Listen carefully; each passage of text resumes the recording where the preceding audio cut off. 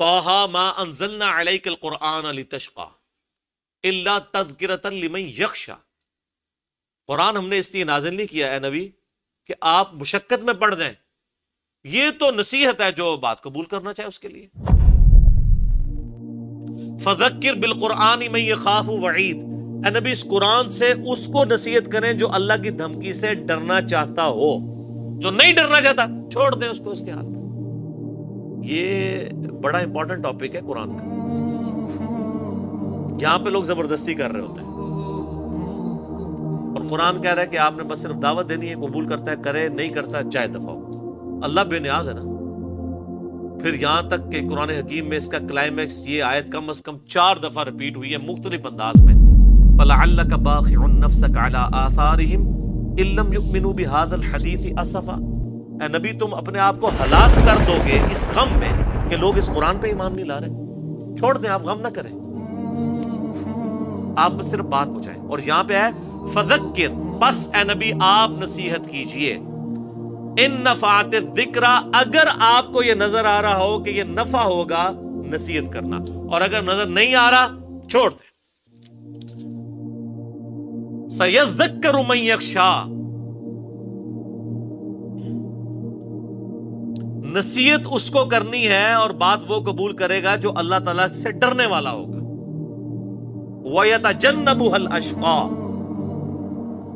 اور جو بدبخت ہے وہ تو اس دعوت سے دور ہی رہے گا۔ آپ بھی اس کو اس کے حال پہ چھوڑ دیں۔ بدبخت سے مراد یہ نہ سمجھیے گا کہ یعنی اللہ نے اس کی قسمت میں 2 غزل لکھ دی ہوئی ہے، نہیں، ایسا نہیں ہے۔ بدبخت وہ ہے جو اپنے لیے بدبختی کماتا ہے۔ اور اس بات کو اگر آپ نے سمجھنا ہے نا تو آپ سورہ طٰہٰ میں اینڈ پہ جا کے آیات آتی ہیں جہاں قصہ آدم اور ابلیس کا اللہ نے ذکر کیا ہے نا، تو وہاں پہ اللہ تعالیٰ نے مسئلہ تقدیر کو اس حوالے سے ڈسکس کیا ہے۔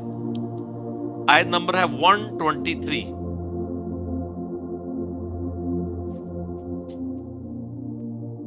آپ کے یہ بلو والے قرآن میں پیج نمبر ہے 321، اور نیچے سے یہ 6ٹھی لائن ہے، قَالَ اهْبِطَا مِنْهَا جَمِيعًا۔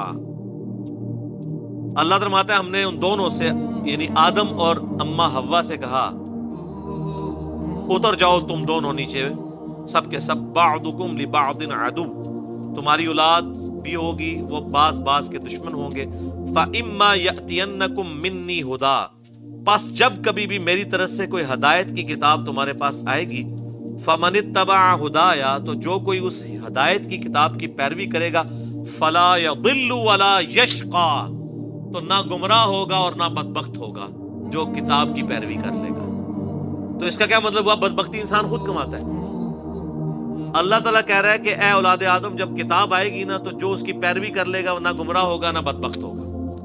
اور یہاں پہ آ رہا ہے کہ آپ اس کو اس کے حال پہ چھوڑ دیں جو بدبخت ہوا ہے، مراد یہ کتاب ماننا ہی نہیں چاہتا۔ الذی یصلی النار الکبریٰ، اس بدبخت کو تو ہم اس بڑی آگ پر پیش کریں گے، اس کا علاج تو ہم نے کر رکھا ہے آخرت میں۔ ثم لا يموت فیہا ولا یحییٰ، پھر وہ اس آگ میں نہ زندوں میں ہوگا نہ مردوں میں۔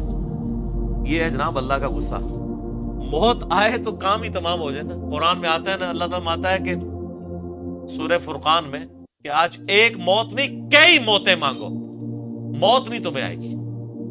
صحیح بخاری میں حدیث ہے قیامت والے دن میدان محشر میں لا کے نا موت کو مینڈے کی شکل میں ذبح کیا جائے گا۔ جنتی پریشان ہو جائیں گے اور جنت کے وہ کنارے پہ آئیں گے کہ پتہ نہیں کیا فیصلہ ہونے لگا ہے۔ جب آواز دی جائے گی نا کہ آ جاؤ اب یہ ایک میلہ لگنے لگا وہ دیکھو، جنتی پریشان ہوں گے ہمیں کہیں جنت سے نکال نہ دیا جائے، اور دوزخی خوش ہوں گے کہ شاید کوئی ہمارے نکلنے کی سبیل ہونے لگی ہے۔ جیسے ہی وہ کناروں پہ آئیں گے میدان محشر میں مینڈے کی شکل میں موت کو جب قتل کر دیا جائے گا تو اللہ تعالیٰ فرمائے گا کہ اہل جنت کے لیے خوشی کی بات ہے کہ اب ان کو موت نہیں آئے گی، موت ہی ختم کر دی۔ کریٹر آف دا یونیورس نے موت کو ہمیشہ کے لیے ختم کر دیا، اب اللہ بھی ہمیشہ کے لیے اور آپ بھی ہمیشہ کے لیے۔ واہ جی واہ، اللہ اکبر کبیرہ والحمد للہ کثیرہ وسبحان اللہ بکرۃ واصیلا، اور جہنمی مایوسی میں ان کی اضافہ ہوگا کہ اب تو موت آنی ہی نہیں ہے، ہمیشہ کی ناکامیاں ہمارا مقدر ہوگا۔ اللہم اجرنا من النار، اللہم اجرنا من النار، اللہم اجرنا من النار، آمین۔